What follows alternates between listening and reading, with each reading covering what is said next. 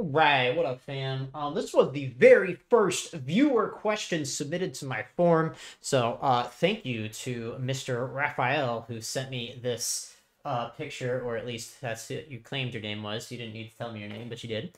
And you asked for a video on the Incenter, so I have slightly changed the letters and numbers from the video, from the picture that you sent me, and I'm also going to do a cute little lesson on Incenter. Here you go. So the Incenter, this is one of four triangle centers that were, back then famous. There's actually quite a bit more triangle centers that you could end up talking about. I think there's 6 or 7. I should actually do research before I made this video, but whatever. The Incenter is the one that we're talking about today. This is the only one we're going to deal with right now.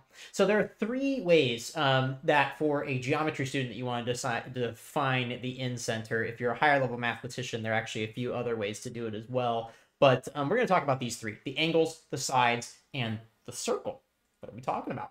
Let's talk about it. So first of all, the angle definition. If I were to go ahead and do the angle bisector of each one of these, that is to do the angle bisector meeting point.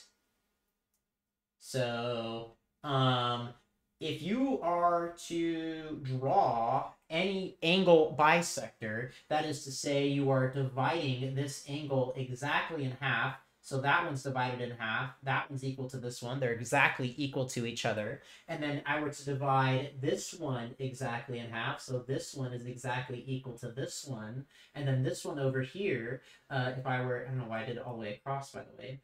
But if I were to divide that one exactly in half, this is, maybe I should have done it construction style, but I didn't. If I were to divide all these in half and then continue extending these lines until all of them met, they will meet in a single spot. Boom, you have found the Incenter. There's one of the 3 ways you can define it. The other way of talking about it is the point where all 3 lengths from the sides are equal. So this doesn't necessarily mean it's going to be at like the median or anything like that of these sides. It could be over here, it could be over here, it could be over here. But the point is if I were to make right angle sides to all 3 of these that were exactly the same length, so my triangle might be a little bit off, but all 3 of these are the same length. So we have 2 different parts of this. We would say that the angle bisectors, the lines themselves, this is where they meet, and these angles are the same. And then these 3 sides have exactly the same value. So, if you were to actually draw them in here, you could, draw like a little thing going in here for where the sides would be equal. So all 3 of those sides would be the same. And then the same exact thing would happen here. Now, for the actual circle part of it, if I were to draw a circle on the inside that is just barely tangent, we say, just barely tapping the inside of the circle, barely tapping the side of the triangle, sorry, the inside of the triangle. If I were to draw this circle, man, this is like one of the best eggs I've ever drawn, not a circle. But if I were to draw this circle, the center of this circle is the incenter of the triangle. That is to say, if I were to, like, say, connect this one over here, this angle and this angle are identical to each other, and if I were to draw, this one down here and this one over here with these right angles, then these are both radii of the circle. This is what the incenter is. So we're going to use some of that information in the question that you sent me. So here's the question that you sent me. I'm going to have to move this down here so you can see what these numbers are. It tells you the measure of WYX is 87. Remember, I did change the letters and numbers, so be careful on yours. The WYX is equal to 87. And you know what? I changed the numbers, but I should have changed them different. I'm going to go ahead and call this one 88 instead, because then it will divide evenly, and it's better that way. Yeah, we're going to change that to 88 instead. So it was a different number on the thing, but I'm going to change to 88. All right, so now it's 88. That means that WYX, so WYX, that is to say this entire side from here, that entire thing is 88. Let's go ahead and label a little bit better so we don't have to, like, see inside. I guess I can just say, hey, there's 88 there. But we're talking about angle bisectors. We just know that this guy over here is going to be 44. Those are 44. Oh, man, a little bit tiny to see there. But there are your 44s. And then also does say that WXZ is 33. So you got WXZ, and oops, I forgot to finish the picture here. Z is in the center of the triangle. So Z is that center. So WXZ is equal to 33 degrees. My own personal opinion when I do these questions is I simply try to fill out every single angle that's on the triangle, because you are usually able to do that, or at least as many angles as you can possibly figure out. And if you do as many angles as you could possibly figure out, then you're able to just kind of answer these questions like instantly instead of having to think about everyone individually. So that's what I like to do. You don't have to do that, but I like to. So anyways, I've copied the stuff that's in the problem itself. I'm going to move this up here. And now I'm going to start going in green, and we're going to fill out all the ones that we know for sure. Because you're told that this Z is the incenter of this triangle here, because you're told it's the incenter, we know that this guy over here is also 33, because we talked about that 88, that's 44 and 44.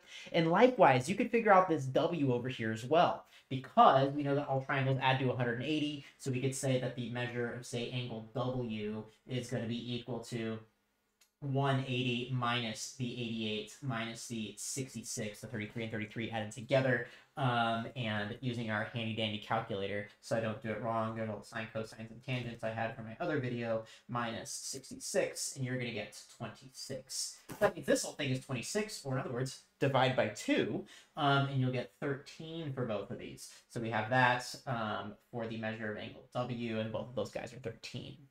You can figure out some more values now. The reason why you can figure out more values is each one of these must be 90 degrees as well. Kind of a rule, you have one 90-degree side in the line, the other side is 90 degrees. And of course, each one of these on the inside here, you can figure out by doing some 90 minus the 13, for instance, here. So this one's going to be the 90 minus 13, which is going to be equal to, what is that going to be equal to? 77. Which means that this one is also 77, by the way, because those two are 13. Those both right angles, so they must be 77 as well. The angle postulates, or the angle implies angle postulate. Continuing on, this one over here must be the 90 minus 44, or simply a 46 degrees, and that means that this one's a 46 degrees. And likewise over here, these ones must in fact be 90 minus 33, which is 57, right? So this is 57 degrees and 57 degrees. And now we have every single angle written down. It's going to be nice and easy to find the other 4. So we have the measure of WYZ, WYZ. Heck, we already have that one. Beautiful, 44 degrees as our answer. We already did that one. The WXY. So we have WXY. We already figured out that 33 and 33 is 66. We have YWX. We have YWX. So that's the 13 and 13, that 26 that we did. And the ZWX. We have ZWX.